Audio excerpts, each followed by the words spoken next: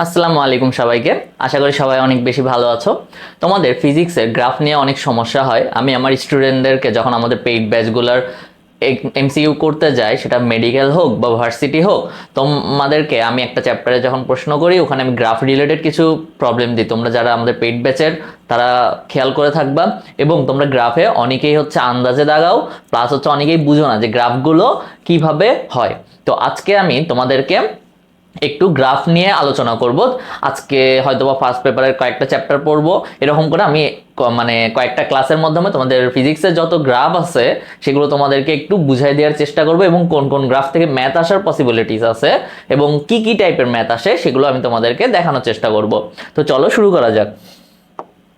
তো প্রথমেই আসি, আমাদের কিছু হচ্ছে বেসিক গ্রাফ নিয়ে আগে আইডিয়া থাকতে হবে। ঠিক আছে, আমাদের কিছু বেসিক গ্রাফ নিয়ে ফার্স্টে আইডিয়া থাকতে হবে। যেমন আমাদের যদি মূল বিন্দুগামী সরল রেখা হয়, ঠিক আছে, একটা গ্রাফ কখন মূল বিন্দুগামী সরল রেখা হবে? যখন তার ইকুয়েশন আমাদের হবে হচ্ছে ওয়াই, আচ্ছা এখানে একটু বড় হয়ে গেছে, যখন একটা লেখচিত্রের বা দুইটা ধরো যে এক্স আর এটা হচ্ছে আমার ওয়াই, তাই না? এদের ইকুয়েশনটা যখন y is equal to m x, বা এই ইকুয়েশন হইতে পারে বা হচ্ছে ওয়াই সমানুপাতিক এক্স, তখন হচ্ছে আমার গ্রাফটা কিরকম হবে? আমার গ্রাফটা এইরকম হবে। ঠিক আছে, তারপরে আসি, যখন আমাদের গ্রাফটা এইরকম হবে বা একটা সি, এখানে ধরো যে একটা সি পরিমাণ আছে, এখানে একটা সি অ্যামাউন্ট আছে, তাহলে এই গ্রাফটার ইকুয়েশন কিরকম হবে? এই গ্রাফটার ইকুয়েশন হবে y is equal to m x plus c, বা গ্রাফটা যদি এইভাবে ধরো যে আমি এটাকে যদি বর্ধিত করি এরকম করে যায়, তাহলে এই গ্রাফটার ইকুয়েশন হয় হচ্ছে আমাদের এম এক্স মাইনাস সি। ঠিক আছে, মানে আমাদেরকে মনে রাখতে হবে যে এই জিনিসটা, সেটা হলো আমাদের যখন সমানুপাতিক রিলেশন হবে, একটা রাশির সাথে আরেকটা রাশি যখন সমানুপাতিক থাকে তখন তার গ্রাফটা কিরকম হয়? সরল রেখা হয়। ঠিক আছে, তারপরে আসি, যখন হচ্ছে আমাদের রাশি দুটো ব্যস্তানুপাতিক হয়, আমাদের এটা যদি x হয় এটা যদি y হয়, তাহলে আমাদের রাশি দুইটা যদি ব্যস্তানুপাতিক হয়, যেমন ধরো যে লেট y ব্যস্তানুপাতিক হচ্ছে 1/x, তাহলে এটার গ্রাফটা কিরকম হবে? এটার গ্রাফটা হবে হচ্ছে এইরকম। ঠিক আছে, আমাদের অলমোস্ট হচ্ছে এটাকে আমরা আয়তাকার অধিবৃত্ত টাইপের বলতে পারি। ঠিক আছে, তো আমাদের এই টাইপের ইকুয়েশন হবে, সরি আয়তাকার অধিবৃত্ত হয় কখন? যখন হচ্ছে ব্যস্তানুপাতিক হয়। ঠিক আছে, তারপরে আসি, আমাদের এটা তো, তারপরে হচ্ছে আমাদের যখন ওয়াই ইজ স্কোয়ার সমানুপাতিক হয়, এই টাইপের গ্রাফ আমরা দেখে থাকি, তখন হয় হচ্ছে আমাদের পরাবৃত্ত।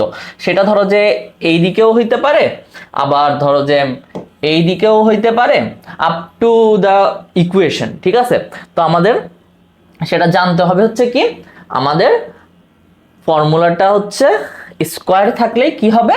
পরাবৃত্ত হবে। ঠিক আছে, আমাদের স্কোয়ার থাকলে কি হবে? পরাবৃত্ত হবে। পরাবৃত্ত হবে এই আকৃতির, মানে হচ্ছে আমাদের যদি স্কোয়ার থাকে। ঠিক আছে, এটা স্কোয়ারটা যে কোনো কারোর উপর থাকতে পারে। তারপরে আমাদের আরেকটা যেটা আসে, যদি কোনো কনস্ট্যান্ট হয় বা ধ্রুব হয়, ধরো যে আমার y ইজ ইকুয়াল টু যদি k হয় বা যে কোনো একটা সংখ্যা 10 হয়, তাহলে আমার গ্রাফটা হবে কিরকম? জাস্ট একটা সরল রেখা হবে y এক্সিস এর উপর। ঠিক আছে, তাহলে অনুরূপভাবে যদি বলে যে x ইজ ইকুয়াল টু কোনো একটা ধ্রুব সংখ্যা বা ধরো যে 10, তাহলে আমার রেখাটা হবে হচ্ছে এরকম, এখানে আমার x এর মান 10 হবে আর এখানে y এর মান 10 হবে। আশা করি তোমরা যে বেসিক যে জিনিসগুলা সেগুলো বুঝতে পারছো। আমাদের পুরো ফার্স্ট পেপার এবং সেকেন্ড পেপার মিলে আমরা যখন সমানুপাতিক ব্যস্তানুপাতিক এই টাইপের গ্রাফগুলো পাবো, এগুলোর জন্য আমাদের এই কয়েকটা গ্রাফ জানলেই মোটামুটি কভার হয়ে যায়। ঠিক আছে, তারপরেও কিছু জিনিস আছে, যেমন হচ্ছে আমাদের গোলকের মধ্যে জি এর ভ্যালু, তারপর গোলকের বাইরে জি এর ভ্যালু, এই টাইপের যে গ্রাফগুলো আছে সেগুলো আমি এক্সপ্লেইন করব। ঠিক আছে, তো চলো আমরা শুরু করি। প্রথমেই আমাদের যে চ্যাপ্টারটা আছে সেটা হচ্ছে আমাদের কি চ্যাপ্টার? সেটা হচ্ছে আমাদের গতিবিদ্যা। ভেক্টর চ্যাপ্টারে তেমন কোনো গ্রাফ নাই, তো গতিবিদ্যায় আমাদের শুরু হয় কোন গ্রাফ থেকে? গতিবিদ্যাটায় আমাদের শুরু হয় যেটা আমাদের হচ্ছে বেগের গ্রাফ থেকে। এই দেখো এস আর ভি। ঠিক আছে, এস আর ভি এই দুইটার যদি গ্রাফ থাকে, তাহলে এটা হচ্ছে আমাদের এস, এটা যদি ভি টি হয়, তাহলে এদের যে গ্রাফটা আমি আঁকলাম, এদের যে ঢাল সেটা কি নির্দেশ করে? ভি নির্দেশ করে। এবং এই রেখাটা আমার কি নির্দেশ করে? এই রেখাটা আমার ভি বেগ নির্দেশ করে। এদের ঢালটা কি নির্দেশ করে? অ্যাকচুয়ালি আমার সময়ের সাথে সাথে মানে হচ্ছে আমার এস সমানুপাতিক টি হইলে, যেহেতু কখন, কারণ হচ্ছে এস ইজ ইকুয়াল টু আমরা ভিটি জানি না, যখন হচ্ছে সমবেগে চলতেছে তখন হচ্ছে আমার ফর্মুলা হচ্ছে এইটা, তখন হচ্ছে আমার গ্রাফটা হচ্ছে এস এবং টি এর গ্রাফটা হচ্ছে সমানুপাতিক। তাহলে আমাদেরকে একটা সরল রেখা হবে, এখানে তো কোনো এক্সট্রা টার্ম নাই, তার মানে কি মূল বিন্দুগামী সরল রেখা হবে। এবং আমাদের যে এদের যে ঢালটা হবে সেটা আমাদের কি নির্দেশ করে? বেগ নির্দেশ করবে। আশা করি বুঝতে পারছো। তারপরে আসি আমাদের ভি এবং আচ্ছা আরেকটা জিনিস বলে নিই যে আমাদের এই যে গ্রাফটা আছে, হ্যাঁ, এটা তো আমাদের এস ইজ ইকুয়াল টু টি, তাই না? সরি, এস সমানুপাতিক টি গ্রাফ। এখন আমি আরেকটা এস সমানুপাতিক টি গ্রাফটা আঁকলাম। এদের যেই এস আর এটা হচ্ছে টি, তাই না? এদের যেই ক্ষেত্রফল আছে না, এদের যেই আচ্ছা এটার না, সরি, আমরা ভি এরটাতেই যাই, ওইটাতে বলবো, ঠিক আছে? ভি আর টি গ্রাফ, তাই না? তো একটা সময়ের সাথে সাথে যদি আমার ভি এর মানটা চেঞ্জ হয় তাহলে এটা আমরা কি পাবো? আমরা একটা ত্বরণ পাবো। এটার যে ঢাল আছে সেটাকে আমরা কি পাবো? ত্বরণ পাবো, তাই না? কারণ কি t is equal to v by t. তাহলে এই ফর্মুলার থেকে আমরা কি এদের যে ঢাল ভি আর টি গ্রাফের যে ঢালটা হয় সেটা কি আমাদেরকে ত্বরণ দেয়। এবং আমার ভি আর টি গ্রাফটা যদি সরল রেখা হয় তাহলে এটা কি আমার সমত্বরণ নির্দেশ করে। কি নির্দেশ করে?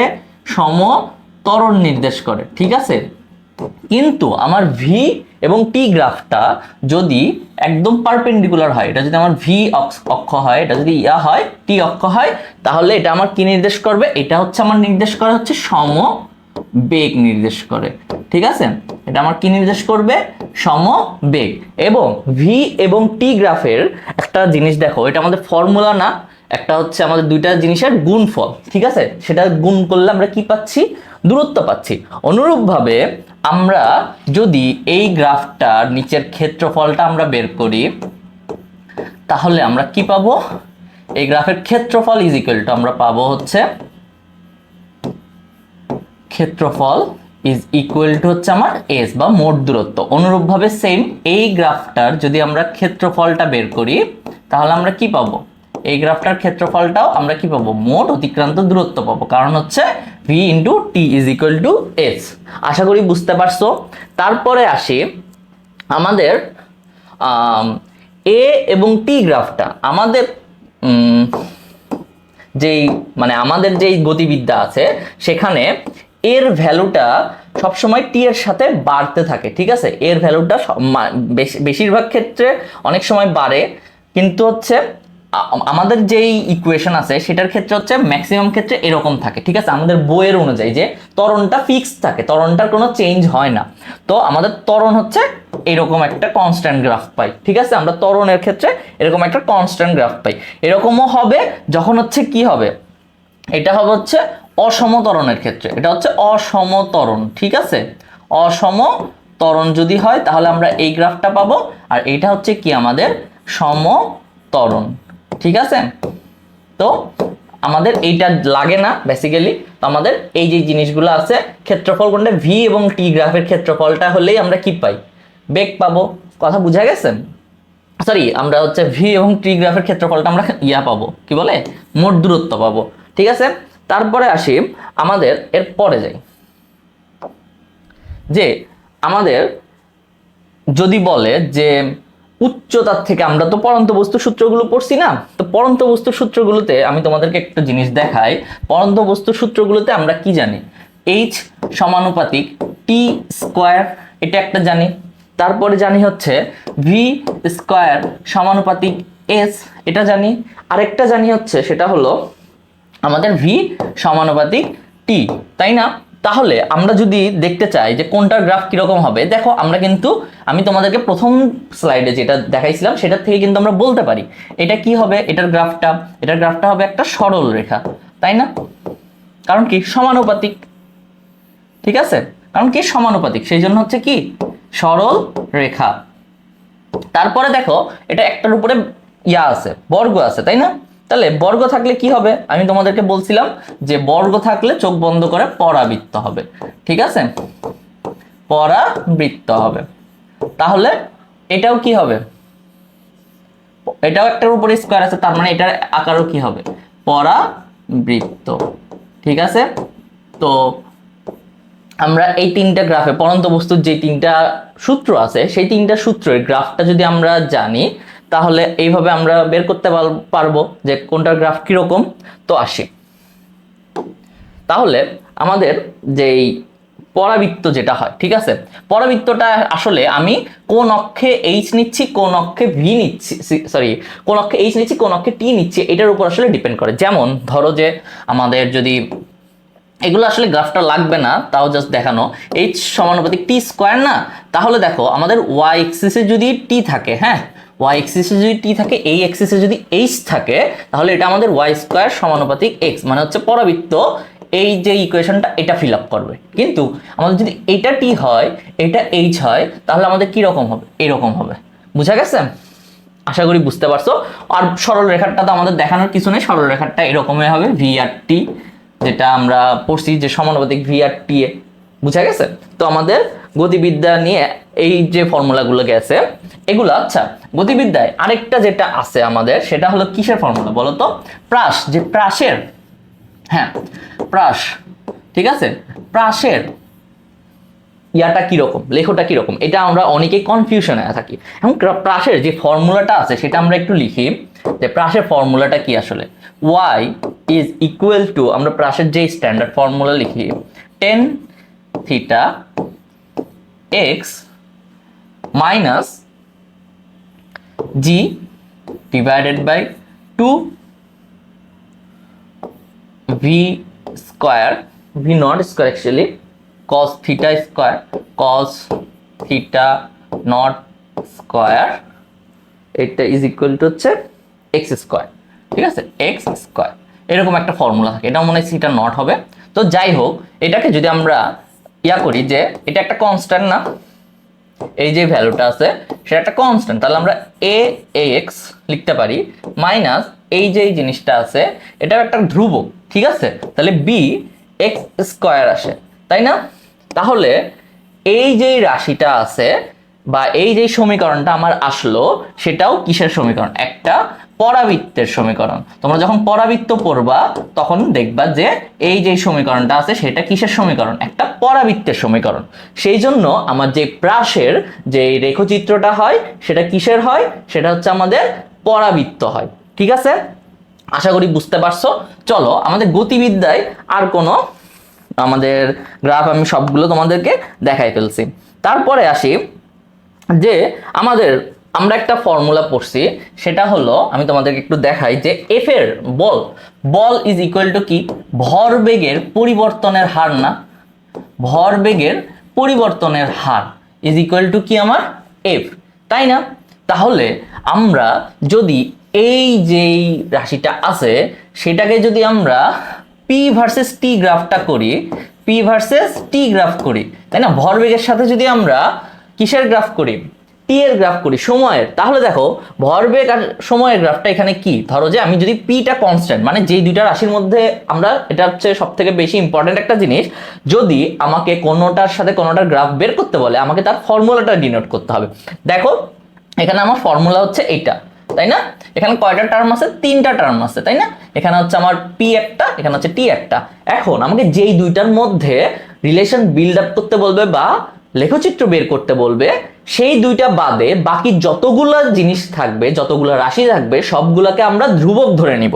তাহলে এখানে যদি আমরা এফ কে ধ্রুবক ধরে নিই তাহলে আমার কি আসে দেখো, ডিপি সমানুপাতিক, sorry DP is equal two আসবে হচ্ছে আমার একটা যদি ধ্রুবক ধরে নিই তাহলে কে ডিটি আসবে। তাহলে আমরা যদি এই দুইটাকে আমরা সমানুপাতিক করে দিতে পারি না টি, তাহলে আমার টি আর ভরবেগের মধ্যে, সময় এবং ভরবেগের মধ্যে আমার সম্পর্কটা যদি সমানুপাতিক হয় তাহলে এটার লেখচিত্রটা কি হবে, এটার লেখচিত্রটা সরল রেখা হবে। ঠিক আছে, তাহলে এই দেখো আমরা এটার লেখচিত্রটা আঁকি, তাহলে এটার লেখচিত্রটা যেহেতু সরল রেখা হবে তাহলে আমাদের সরল রেখাটা কি হবে, এই দেখো এটা। ঠিক আছে, তাহলে এটা আমাদের কি গ্রাফ হইল, পি এবং টি গ্রাফ হইলো। এখন তোমাকে যদি বলে পি এবং টি গ্রাফ ভরবেগ এবং সময়ের বেগের যে ঢাল আছে সেই ঢালটা আমাকে কি নির্দেশ করে, এই দেখো আমার যে formula F is equal to কি ছিল, ভরবেগের পরিবর্তন ডিপি বাই ডিটি না, তাহলে এটা কি আমার ঢাল ইজ ইকুয়াল টু কি y, m is equal to কি del y by del x, এরকম ফর্মুলা না? তাহলে এটার যদি আমরা ঢাল বের করি তাহলে আমরা কি পাই, এফই পাবো, তাই না? এই দেখো এটা যদি আমরা ওয়াই এক্সিস কল্পনা করি, এটা যদি এক্স এক্সিস ধরি, তাহলে কিন্তু আমরা সেম ফর্মুলাটার মতো পাই। তাহলে এই রেখার যে ঢাল আছে সেটা আমাকে কি নির্দেশ করে, সেটা আমাকে এফ নির্দেশ করে। ঠিক আছে, ঢাল ইজ ইকুয়াল টু আমার এফ। আশা করি বুঝতে পারছো। তারপরে আসি আমাদের যে ইয়াটা আছে, কি বলে আমাদের এই গতিবিদ্যার পরে বলবিদ্যা যেটা আছে সেটাতে আরেকটা গ্রাফ আছে, সেটা হইলো আমাদের ফ্রিকশনের গ্রাফ। এখন ফ্রিকশনের গ্রাফটা কিরকম সেটা আমি তোমাদেরকে একটু বোঝানোর চেষ্টা করি। ফ্রিকশনের গ্রাফটা হয় হচ্ছে, আমরা যদি একটু আঁকি, ফ্রিকশনের গ্রাফটা হবে হচ্ছে আমাদের শুরুতে এরকম করে গিয়ে হঠাৎ করে একটু কমে গিয়ে ফিক্স হয়ে যায়। ঠিক আছে, এখানে গিয়ে একটা জিনিসের পরে আমাদের একটা জায়গা পর্যন্ত ফ্রিকশনটা বাড়তে থাকে, তারপরে গিয়ে সর্বোচ্চ ভ্যালুতে উঠে ধুম করে নেমে আবার কনস্ট্যান্ট হয়ে যায়। এটা কেন হয়? তাহলে আমি তোমাদেরকে এটা যদি একটু বুঝাইতে চাই, সেটা হলো আমাদের এদিকে ধরো যে ফ্রিকশন কি বল, আর এদিকে হচ্ছে আমার কি, এদিকে হচ্ছে আমাদের আচ্ছা আমি গ্রাফটা একটু ইয়ার করে নিই, এদিকে কি থাকে জানি, আচ্ছা হ্যাঁ, এদিকে হচ্ছে আমাদের ফ্রিকশন ফোর্স, আর এদিকে হচ্ছে মনে হয় আমাদের ফ্রিকশন ফোর্স তো বাড়তে বাড়তে কমে যায়, আর এদিকে মনে হয় সম্ভবত আমাদের দূরত্ব থাকে। ঠিক আছে, দূরত্ব আমি যদি বাড়তে থাকি আমার ফ্রিকশন একটা নির্দিষ্ট দূরত্বের পরে গিয়ে, হ্যাঁ ঠিক আছে, ফ্রিকশন ফোর্স। তারপর তাহলে আমাদের এই যে ফ্রিকশন ফোর্সটা আছে সেটা এরকম কেন হয়? আমাদের যখন একটা বস্তু, আমি তোমাদের একটু লিখি, এই বলটা দিচ্ছি অ্যাপ্লাইড ফোর্স, বা হ্যাঁ অ্যাপ্লাইড ফোর্স লিখে দিই। ঠিক আছে, অ্যাপ্লাইড ফোর্স, আর এদিকে হচ্ছে আমাদের ফ্রিকশন ফোর্স। ঠিক আছে, ফ্রিকশন ফোর্স আমি যদি বল বাড়াইতে থাকি, ফ্রিকশন ফোর্সও বাড়তে বাড়তে একটা সময় গিয়ে কনস্ট্যান্ট হয়ে যায়। এটার কারণ কি? এখন এই যে কারণটা আছে সেটা হলো একটা বস্তু আছে ধরো যে 10 কেজি, হ্যাঁ, এখানে এই যে ও যে তলে আছে সেই তলে আমার হচ্ছে কি আছে, ফ্রিকশন আছে, তাহলে ফ্রিকশনটা বিপরীত দিকে। এখন তোমরা আশা করি জেনে থাকবা যে ফ্রিকশন হয় দুই ধরনের, একটা হচ্ছে স্থিতি ঘর্ষণ আর একটা হচ্ছে গতিশীল ঘর্ষণ। ঠিক আছে, তো এখন কি হয় দেখো, আমি ধরো যে একে এর জড়তা মানে হচ্ছে একে এর স্থির অবস্থান থেকে সরাইতে আমার 10 নিউটন বল লাগবে, কারণ কি এখানে ফ্রিকশন আছে, তাই না? ধরো যে এখানে ফ্রিকশন ফোর্সটা কত, আমার 10 নিউটন। এখন আমি যদি 9 নিউটন বল দিই তাহলেও কি ওকে আমার মানে ও কি নড়বে? নড়বে না। কিন্তু একটা জিনিস চিন্তা করো, যখন ও চলতে শুরু করবে তখন কিন্তু আমাদের হচ্ছে একটা, যখন আমরা একটা সিনারিও কল্পনা করো যে একটা ভারী জিনিস, ঠিক আছে, ধরো যে একটা আলমারি আমরা ঘরে যখন চেঞ্জ করি বাসা, ওটাকে নড়াইতে হয় না, তো নড়ানোর সময় দেখবা ওকে শুরুতে অনেক বেশি ফোর্স দিতে হয়, কিন্তু ও যখন নড়া শুরু করে বা চলাটা শুরু করে, ওকে যদি আমি গতিশীল করে ফেলি তখন কিন্তু আমাদের ফোর্সটা কি লাগে, একটু কম লাগে। তার মানে হয় কি জানো, এখানে হচ্ছে আমাদের ফ্রিকশনের যে স্থিতি ঘর্ষণটা থাকে, আমাদের যে স্থিতি ঘর্ষণ সেটা গ্রেটার দেন হচ্ছে আমাদের কি ঘর্ষণ, আমাদের গতিশীল ঘর্ষণ। সেই কারণে আমাদের এই যে গ্রাফটা আছে তোমাদেরকে দেখালাম, এই যে আমরা যখন বল দিতেই থাকি আমার স্থিতি ঘর্ষণটা বাড়তে বাড়তে বাড়তে বাড়তে একদম পিকে চলে যায়। যখন আমার স্থিতি ঘর্ষণ ম্যাক্স হয়ে যায়, স্থিতি ঘর্ষণ মনে করো যে এই যে পয়েন্টটা আছে এখান থেকে বস্তুটা গতিশীল হওয়া শুরু করে। ঠিক আছে, এখন যখন গতিশীল হওয়া শুরু করলো তখন ওর ঘর্ষণ যে ম্যাক্সিমামে আর থাকে না, তখন কি ওর ইজি হয়ে যায় না আমাদের ঠেলা দেওয়াটা, বা আমাদের কম ফোর্স লাগে, তো তখন হচ্ছে এই যে জিনিসটা এটা ফল করে। তো ফল করার কারণে এখানে গিয়ে একটা মানে যে ফ্রিকশনাল যে ফোর্সটা গতিশীল সেটা হচ্ছে কি হয়ে যায়, মানে এখানে হচ্ছে আমাদের মিউ কে, এটা হচ্ছে আমাদের কি হয়ে যায়, একটা কনস্ট্যান্ট ভ্যালু হয়ে যায়, কারণ গতিশীল ভ্যালুর কোনো বাড়া কমা নাই, সরি গতিশীল যে ঘর্ষণ সেটার কোনো কম বেশি নাই, এটা হচ্ছে একটা কনস্ট্যান্ট লাইন চলে। বুঝা গেছে? কিন্তু আমাদের স্থিতি ঘর্ষণ একদম জিরো বল থেকে স্থিতি ঘর্ষণের পরিমাণ ম্যাক্সে আসা পর্যন্ত ক্রমান্বয়ে বাড়তে বাড়তে বাড়তে থাকে, এবং ম্যাক্সে মিট করার পরে ও ধাম করে গতিশীল হয়ে যায়। তার মানে ওখানে কি স্থিতি ঘর্ষণ আর কাজ করবে না, ওখানে গতিশীল ঘর্ষণ কাজ করবে, এবং গতিশীল ঘর্ষণের ভ্যালুটা আমার স্থিতি ঘর্ষণ থেকে কম, সে কারণে গ্রাফটা এরকম আসে। ঠিক আছে, তারপরে আসি আমাদের স্থির ঘর্ষণের গ্রাফটা গেল, তারপরে আসি হচ্ছে আমাদের কাজ ক্ষমতা শক্তিতে। এবং আমরা যখন কাজ ক্ষমতা শক্তিতে আসি তখন দেখবা যে আমাদের হচ্ছে W is equal two F S এই ফর্মুলাটা আমরা জানি তাই না? তাহলে আমাদের গ্রাফটা হয় হচ্ছে কি ডাব্লিউ আর এফ। আমরা যখন ধ্রুব বল দিয়ে কাজ করি, কি বল? ধ্রুব বল। আমরা কাজ করতে শক্তি ক্ষমতা চ্যাপ্টারে দেখবো যে আমাদের দুই ধরনের বল আছে, একটা হচ্ছে ধ্রুব বল আর একটা হচ্ছে কি বল? পরিবর্তনশীল বল। ঠিক আছে, যখন আমরা ধ্রুব বল নিয়ে কাজ করব তখন আমাদের কি হয়? এফটা কনস্ট্যান্ট থাকে তাই না? এফটা কি থাকে? কনস্ট্যান্ট থাকে। তার ফলে আমাদের গ্রাফটা এরকম থাকতে পারে। আবার এখানে তুমি অনেক ক্ষেত্রে এফ পরিবর্তনশীল দিয়েও দিতে পারে, তো তোমাদের ওইটা জানার বিষয় না। তোমাদের যেটা জানার বিষয় সেটা হলো এফ এবং এস যে গ্রাফটা থাকবে সেইটার যদি আমরা ক্ষেত্রফল বের করি তাহলে যেটা হবে সেটা আমরা কি পাবো? কৃতকাজ পাবো। ঠিক আছে, যেমন আমাদের গ্রাফটা যদি এরকমও থাকে তাহলে এইটার নিচের যে ক্ষেত্রফলটা থাকবে সেটা হচ্ছে কি আমাদের কৃতকাজ। ঠিক আছে, এফ আর এস বুঝা গেছে? তারপরে আমাদের এফ আর এস, ধরো যে স্প্রিং আছে না, স্প্রিং কি পরিবর্তনশীল বল, ওইটার ক্ষেত্রে গ্রাফটা কি হয়? এরকম হয়। ঠিক আছে, এটার ক্ষেত্রে আমাদের ইন্টিগ্রেশন করা লাগে যদি আমাদের গ্রাফটার দেয়া থাকে, কি বলে, সমীকরণ দেয়া থাকে, তাহলে আমরা এটার নিচেরও যে ইয়াটা পাবো, ক্ষেত্রফলটা পাবো, সেটাও আমার কি দিবে? আমার ডাব্লিউ বা কৃতকাজ দিবে। বুঝা গেছে? তো আশা করি আজকের ক্লাসটাতে এই চ্যাপ্টার পর্যন্তই রাখতেছি। নেক্সট ক্লাসে আমরা যে বাকি গ্রাফগুলো আছে সেগুলো একটু দেখার চেষ্টা করব। তো আশা করি সবাই ভালো থাকবে এবং বুঝছো। তোমাদের যদি কোনো গ্রাফ নিয়ে বুঝতে অসুবিধা হয় সেটা আমাকে জানাবা কমেন্টে, আমি সেটা নিয়ে নেক্সট ক্লাসে তোমাদেরকে বুঝাই দেওয়ার চেষ্টা করব। ধন্যবাদ সবাইকে।